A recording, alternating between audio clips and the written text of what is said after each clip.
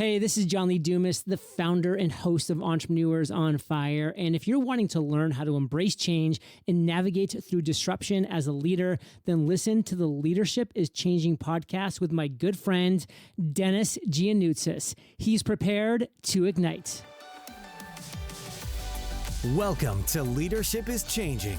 Each week, we and our guests provide information and insights through exploring leading change. This is taking your leadership to another level by finding the balance between executive excellence and personal well-being through stories that inspire real change.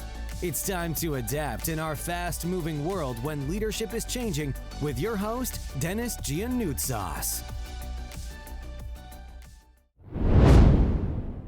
Now, I've got a guest with me who I've been wanting to have on the show for a while, and he's a cool guy, and he is a guy who's known as the affiliate guy, and his name is Matt McWilliams. Matt, a massive welcome to you. Hey, Dennis, thanks so much for having me. Excellent. Hey, look, first of all, congratulations to you on your book that you just released and how it's gone for you. So it's a really, really cool book, listeners. It's called Turn Your Passions into Profit. So, Matt, well done on that. That's really cool to see. Yeah, that was fun. It's a dream 8 years in the making. And it's really, I think the most exciting part is it's in bookstores, and less than one 100th of 1% of books ever make it in the bookstores, which is crazy. I love that it's there. I love that it's in libraries. This book, newsflash, people, you don't make that much money on books. So for me, it's all about impact with the book. And so there was a time in my life 17 years ago where libraries made all the difference for me. The greats like Zig Ziglar and Les Brown, Tony Robbins, Brian Tracy, Jeffrey Gitomer, all those people that I learned so much of what I still use today, I learned from reading books in the library. There was a time in my life where spending 15, 20 bucks on a book was a difficult decision. So to be able to read 5-6 books a month from the local library was a blessing to me and still has lasting effects. So even like getting it in most of the libraries around the world's been a big, big deal to me. So yeah, thank you. It's been pretty cool. Excellent. Now, you mentioned just something there, which is about not making a lot of money in books, but it's more about visibility and so forth. So I'm going to come back to that in a minute around branding and what it means for a leader and their branding and so forth. So we'll come back to that. Now, whereabouts in the world are you today? Fort Wayne, Indiana. So we're known for nothing.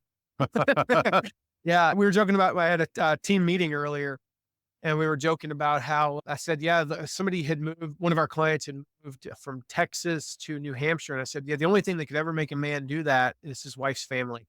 And I was like, because that's why I moved north. And I have quite a few friends that I grew up in the South. I grew up in the nice warm weather mostly. And we moved up here because we wanted to pick at least one family to be closer to. And we ended up with a coin flip picking my wife's family. So now it's one of those things you can never leave because all their closest friends and our kids' closest friends and our soccer and everything is here. So we'll never leave. But yeah, I'm in Fort Wayne, which it's one of those things. Like, the thing I love about this place, I'm a city boy. I have to be 5 minutes from everything. But you can be 5 minutes, like our property, we're 5-7 minutes from anything you could ever want. Major restaurants, stores, everything. If I plopped you in our backyard in the middle of summer when the trees are in bloom, you'd think you're out in the country. So I love it here. You can get across town in 15 minutes, and yet we have everything. About 300,000 people, but it's so spread out that it doesn't feel like a clustered city. So it's the perfect city, it turns out, for me to live in. That almost sounds like the city that I grew up here in New Zealand, in Wellington. It's the greater Wellington is about $375,000 people. But I got money on my brain at the moment with profits in the book, right? And the thing is, you're right, it's so cool to just be able to do that. Now I live in a city, it's around about 1.7 million. There it is again, people.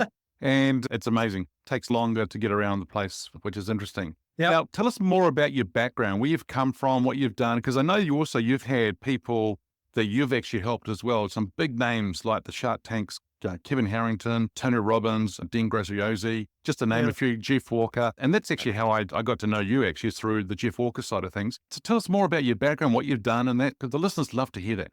Yeah, it is crazy to think where we're at now. The people that I've been able to work with, people that I looked up to for almost 2 decades in some cases. Yeah, I've worked with Zig Ziglar's company. Zig had already passed away, but I know his son and I know his business, and I've worked with them. I've worked with Tony Robbins' company and Dean Graziosi's launch, helping them. Jeff Walker, like you mentioned, Brian Tracy, Michael Hyatt. Like, these are people that I wouldn't say I don't idolize anybody personally. That's I'm not like that. But people that I got so much value from the people that impacted my life in such great ways. And I always looked up to them. And then we've worked with them. Like I've worked with these people. It's amazing. Like these people I can text and they'll endorse the book and things like that. And that came about through a weird, long stretch of circumstances. To go back to the book, the original first words in the book were from the Grateful Dead song Truckin'. It says, "What a long, strange trip it's been." And we had to delete those because it turns out with song lyrics, you have to get permission from the publisher of the song. And that's a pain in the butt. And we just decided to change the opening quote. But that's a pretty apt description of my life. What a long, strange trip it's been, because I got into leadership. I got into business by accident about 20 some odd years ago, 22 years ago now. I started my first website company, and I was teaching golf schools with my dad, and my dad thankfully fired me because I was terrible at golf instruction, but that was what led to me getting into this online business world. For me, the head of that was like, we were teaching these golf schools, and on the weekends I'd do the Friday, Saturday, Sunday golf school, 20 hours of golf school over the course of 3 days. People would pay about $2,000 a person to come. And we had like 4 people come into these golf schools. It's at the age of 22, 20 hours for $4,000, because we make about $8,000 split it 2 ways. 20 hours for $4,000 is amazing at the age of 22. I was like, "Dad, what if we had 10 people? Could we handle 10 people? He's like, "Yeah, we can handle 10 people in one of these golf schools." So I got on Google, this brand new website. I was like, "Dad, there's this website called Google." He's like, "What's a Google?" I'm like, "I don't know, but it's like a search engine or something." And you give them money and then they send you traffic. We teach in the book, and what people are accustomed to today is, today you come to the website, you opt in, you create a lead magnet. That's what step 4 is all about. You create a lead magnet, they subscribe, you nurture the relationship, and then you sell something, right? But at that time we didn't know that. You came to my website, you either gave me $2,000 or you left, but about 1 out of every 200 people would give me $2,000. It cost us 10 cents a click. You do the math, $20 to acquire a $2,000 customer. Now that's not replicatable today, just to be clear. But at that time, we were getting 4, 5 people every week signing up for these golf schools. In addition to the 3 to 5 that we already had, we were having 8 to 10 people coming. There were weekends, Dennis, I would leave the weekend with $20,000. All right. There were weekends, because we would do 2 of these golf schools, right? We had a morning and an afternoon session. I'd work 40 hours in a weekend. Don't misunderstand me. It was a long weekend, but I would make 20 grand. That's insane at the age of 22 to make $20,000 in 3 days of work. But it taught me what online business was. And so I was like, okay, I'm all in. My dad fired me because I sucked at golf instruction, but I loved the marketing and the business side. So I started another company, and we were in desperate straits one day. It was Memorial Day in the US, a weekend, 2005 in the US. I was supposed to be at a barbecue. I'm supposed to be sitting by a pool. I'm supposed to be hanging out with my friends. I didn't do any of that. I spent the entire weekend trying to figure out how to set up an affiliate program, because we needed some way to bring in revenue without paying out revenue in the short term. We didn't have any more money. We were going to go bankrupt. We couldn't make payroll. And so I built this affiliate program from scratch. About 18 months later, we're doing over $1 million a month. And we can talk about that whole process if you want. But like, the point was, I learned some stuff along the way, and I learned how to do online marketing. I learned how to do online business and how to build systems and all those things. And so today what we do is we teach a lot of people how to do that. We teach people how to build affiliate programs, how to do affiliate marketing, how to monetize this. The book's all about creating a website around your passions and your message and the things that you're interested in, and monetizing that. That's why it's called Passions into Profits, not just how to turn your passions into a hobby or a hobby blog or a podcast. It's profits. And so that's what we help people do. And it's been a journey.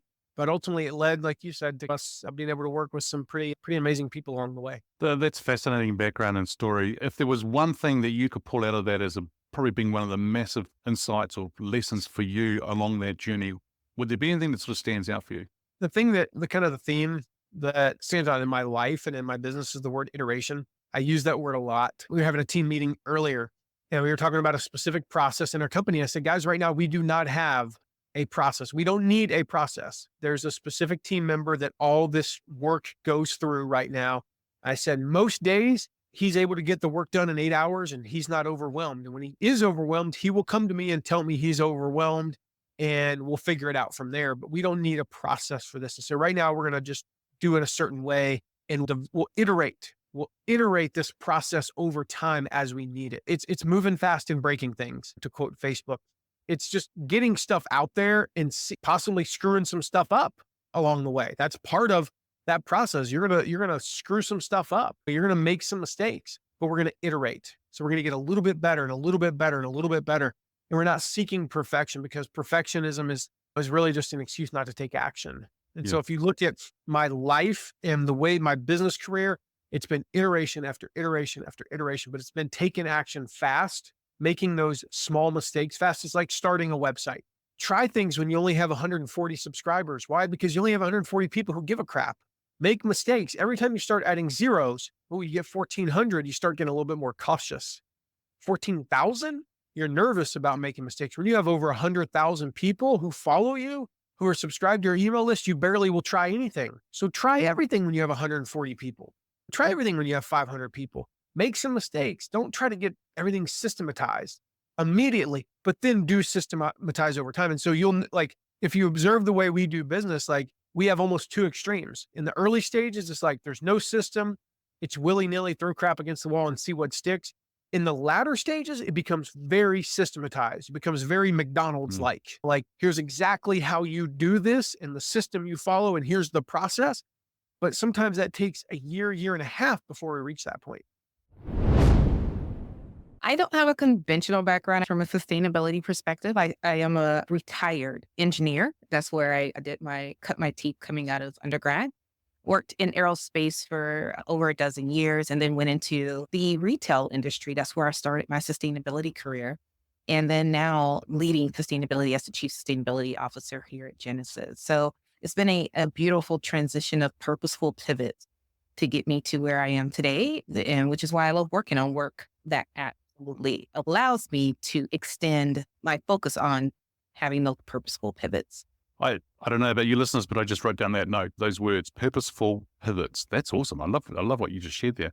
Now, Bridgette, people are thinking about Genesis. What is Genesis? Because this is global, this Right. podcast. When you say Genesis, what does Genesis do? Yes, Genesis with a Y, right? Our technology powers how organizations connect with their consumers, from the call center to sales to marketing.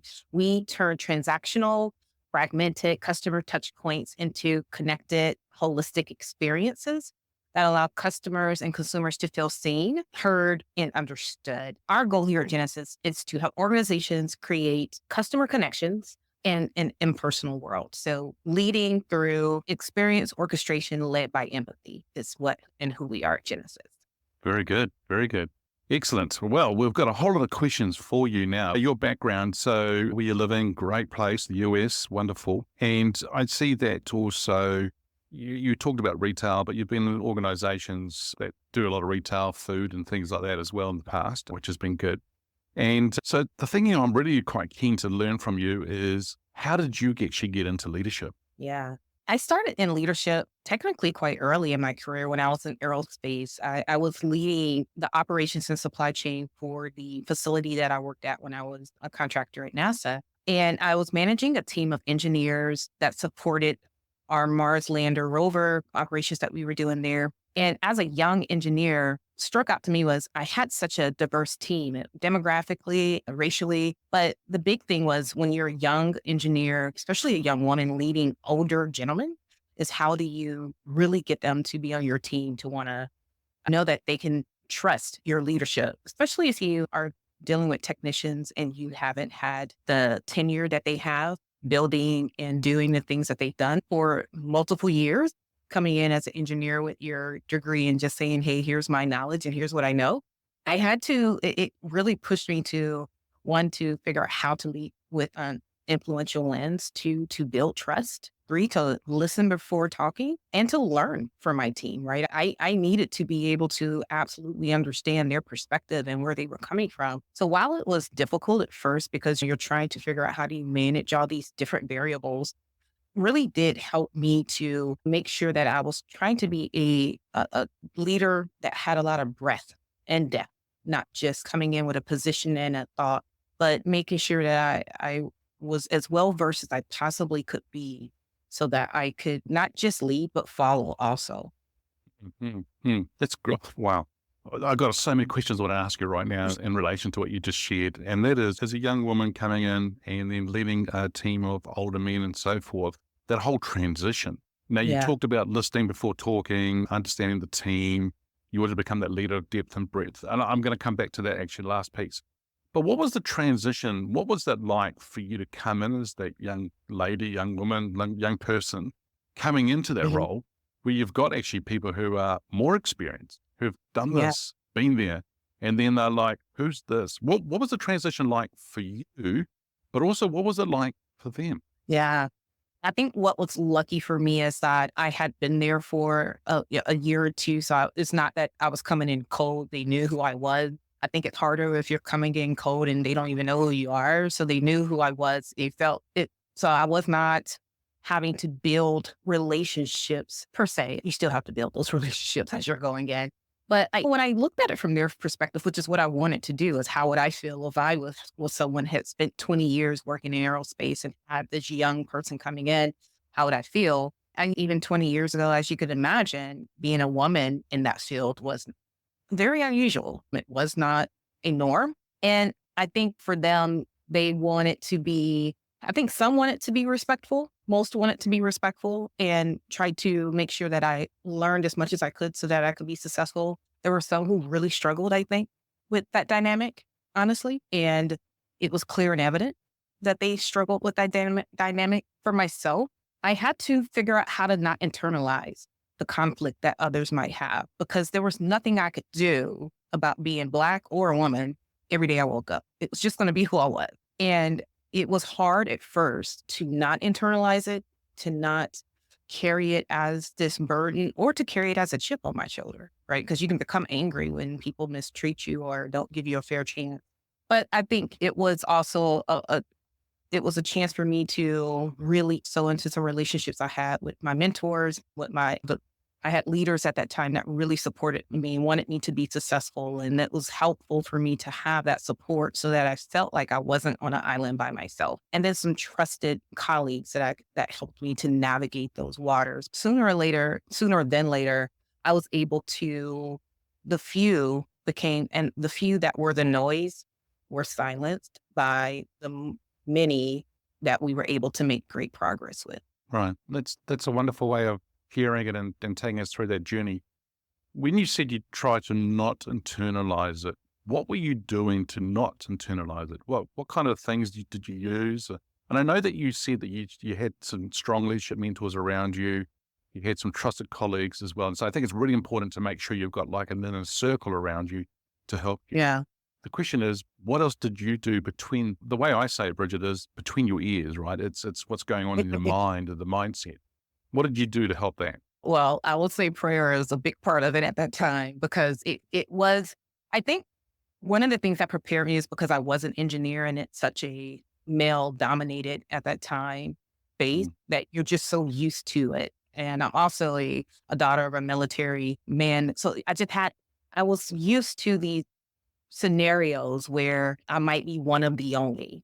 And so I had already had a little bit of resilience built within me that was hardwired within me as being the one and only of so many other opportunities in my life that, for different reasons, the only woman, the only Black, the only woman in Black, like you just come up with these things where you figure out how to try to be as resilient as you possibly can be. This was just another one that was going to be added to it. And there were some days where they were extremely difficult, where there wasn't enough prayer, tears, or talking that was going to resolve the conflict. But you just try to stay steadfast because you know that your talent is enough to be in the position that you're in.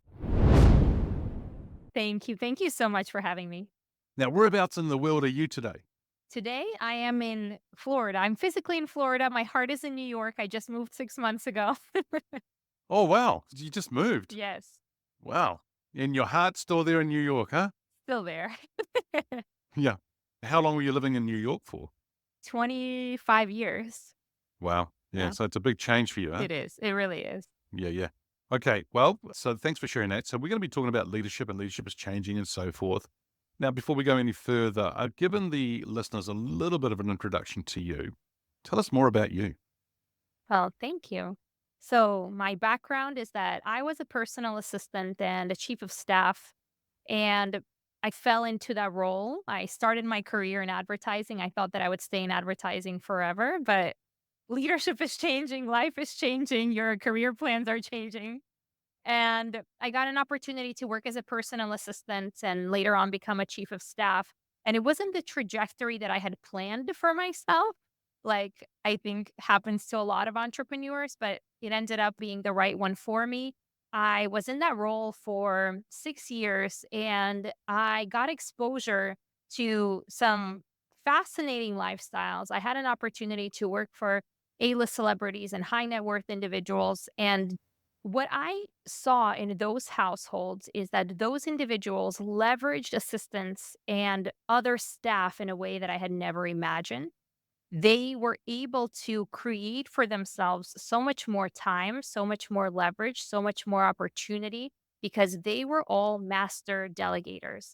And being in that role, I was inspired to start Chatterboss to be able to bring that same level of support and education to small businesses and entrepreneurs, people that are carrying our economy on their backs, and to show them that it can be easier, it can be done in other ways. And so that's how my company Chatterboss was born. Well, this is awesome. And this is the reason I wanted to get you onto the podcast, because I think that there is a lot of people out there today who are trying to be everything to everybody. And so they're not masters of delegation, as you said, like the others are. And pretty fascinating that you work with some A-listers and some other very successful people as well. And the question I've got for you, and it's all related to this, tell us more about Chatterboss. What do you do in this organization? How does it help people? I'd love to know more. Yeah, so we are a remote executive assistance service. We work with entrepreneurs and business owners, and we give them access to a dedicated team of virtual assistants that are able to help them in their day to day. And what makes Chatterboss unique is that we are more than just task doers. A lot of people think about virtual assistants or remote assistants as I'll tell you what to do and you'll do it. And that is certainly a part of delegation. But what we bring to the table is to be your thought partner, your right hand, to give you the opportunity to become replaceable in your business by starting to copy parts of your brain and your decision making so that you are not always the one doing all the things. So your assistant is more of like a chief of staff level offering than what you would imagine with a virtual assistant offering. Yeah, because I agree with what you're saying. I think with a remote assistant or a virtual assistant, a lot of it is that we have to have what they call SOPs. Mhm. They have to systemize. We have to have processes to operationally work and go like that and show them and record how we do it so then they can learn. And for a lot of them, they don't know, they tend to just follow the processes and that's it. And I think what you're doing is fantastic because you do want someone who can think outside the square, someone who can actually understand who I am and what I'm wanting and where I'm going. And that is very, very, very cool. And so, yeah, very good. And I understand you've got a book coming out as well. Yes, so my book, Delegation Nation, a labor of love for the last 4 years, is coming out on August 29th. It is the culmination of what I have learned from working with entrepreneurs, working with assistants, and analyzing the relationships that work from the relationships that don't work. Every time we hire a new assistant, we ask them questions, and as they remain with us, we continue to ask them different questions about what works for them, what doesn't. And we want to educate the entrepreneur on what is going to make them the best possible client so that the assistants that they have are inspired to do their best for them. And by the same token, the book also speaks to assistants in helping them understand the perspective of the entrepreneur, how they can best serve these leaders so that they can bring their visions into the world with the assistant's help. Oh, that's cool. So it's coming from both perspectives. Yes. Yeah, nice. I like that. That's very good. Thank you. Hey, that's a real interesting background that you've just shared there with us about, okay, 25 years in New York, now just moved to Florida. Pretty cool. And also the fact that you've come from a background and then what you've gone and done is taking your strengths there and gone and started a business to help other people too. Fascinating people you would have worked with. You've learned that were the masters of delegations and of delegation and how to do that. But now you've got a book coming out called Delegation Nation, and you've got a business called Cheddar Boss, and that's how it's all related. Brilliant. Great way. It's excellent. So listeners, there you go. If you're thinking about what you do on a daily basis today, and if you can turn that into a business for yourself to help others, I think it's really cool. Zig Ziglar is a guy who's from the past who talked about sales and so forth. And he always says that if you can help enough people get what they want, then you'll be successful as well. And I think that's what you're doing here, Valerie, is you're helping other people, of course, through your business to get them to be successful and take things probably off their plate and to allow them to get on with other things too. Absolutely. 100%. There's not a shortage of things on our plate. I bet. Yeah. So how did you actually get into leadership yourself? I don't know if there are other leaders, and must be the case, that have this dream for themselves that I'm going to be a leader one day, right? Versus the part of the population that just falls into it by default through the actions that they're taking. I think that for me, my approach to leadership inside of Chatterboss is that of really servant leadership. And I think it's because of the nature of the business that we do that this is also my leadership style, and all of that is intertwined together because we are in a service-based business.